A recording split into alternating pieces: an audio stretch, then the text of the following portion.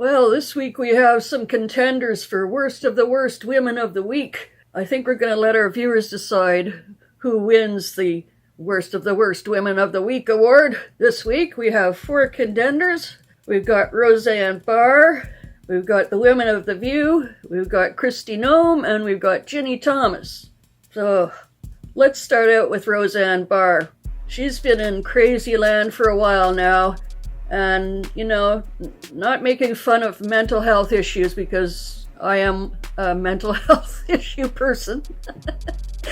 But this woman has been ill for quite a while and obviously self-medicates or doesn't medicate. But posted a video to social media where she claims to have a flashback about being sexually assaulted by Joe Biden right here in the shoe department at Bergdorf Goodman, which is horrible. Where Bergdorf? Are you okay? You look very sore. No, I'm not okay because I just had a horrible flashback, a horrible memory.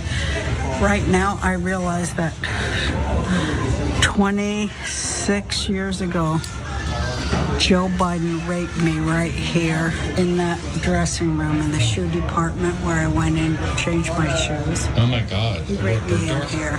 Joe Biden. He raped me right here in the shoe department at Bergdorf Goodman. Are you okay? No, I'm not. I need to sue.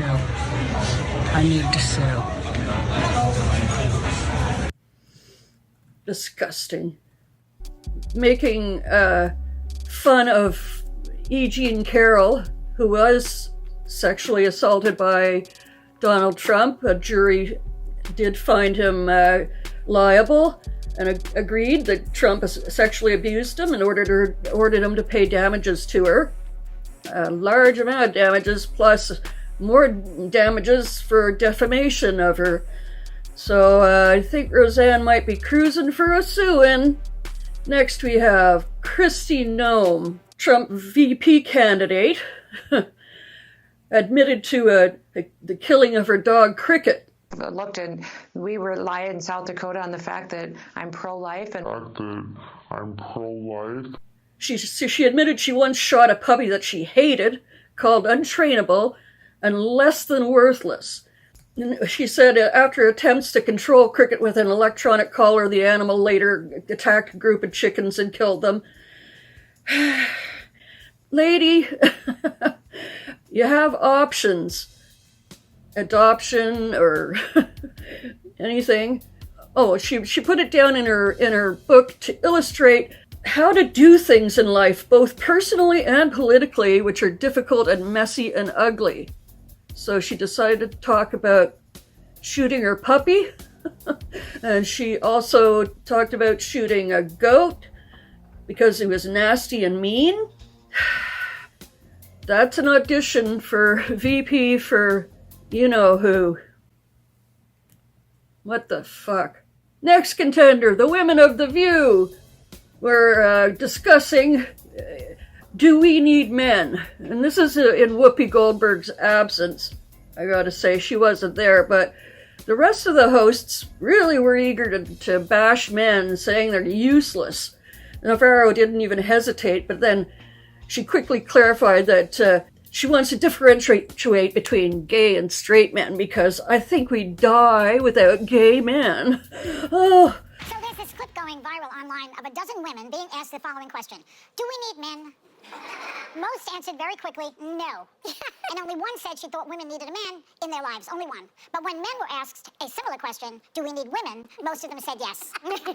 So why do you think that is? Because men are useless. I mean, love it.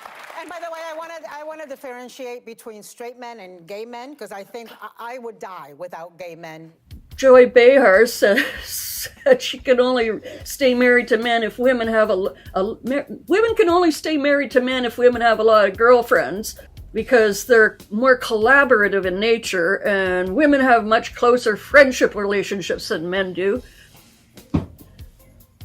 Let me start by saying, okay, closer friendship relationships between women than men have between their men friends. How do you qualify that?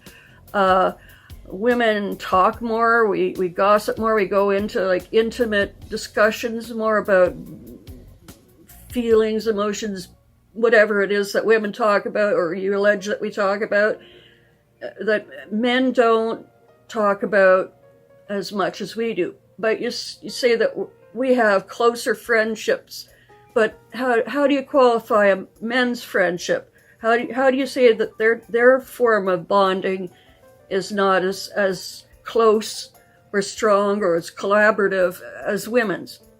Explain, please. She says, in explanation, it takes a village of women to make sure he's not emaciated, starving, living in his own filth. My husband, it takes a village of women to make sure that he's not emaciated, starving, and living in his own filth. He can, Yeah.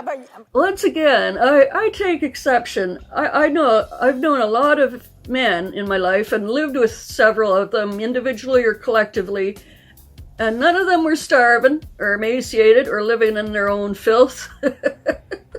Well, there's exceptions to everything, and there's women who are not taking good care of themselves either. So that one doesn't fly with me. Oh boy. Joy Behar also suggested that Sonny Hostin's husband is gay after she says he talks about his feelings with his friends.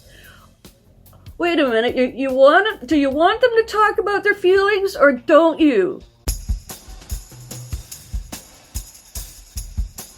And what do you think?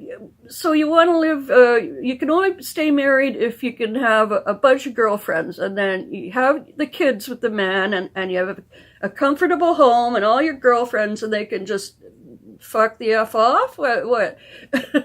Why don't you go live in some harem or geisha house, or... tell me how this makes sense.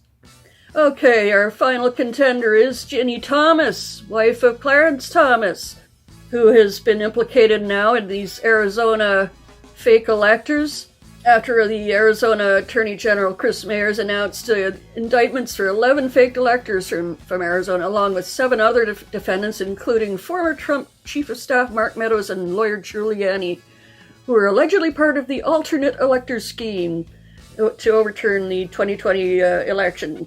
Thomas, the wife of Supreme Court Justice Clarence Thomas, reached out to almost 30 lawmakers in Arizona following the defeat to urge them to reject Biden's victory.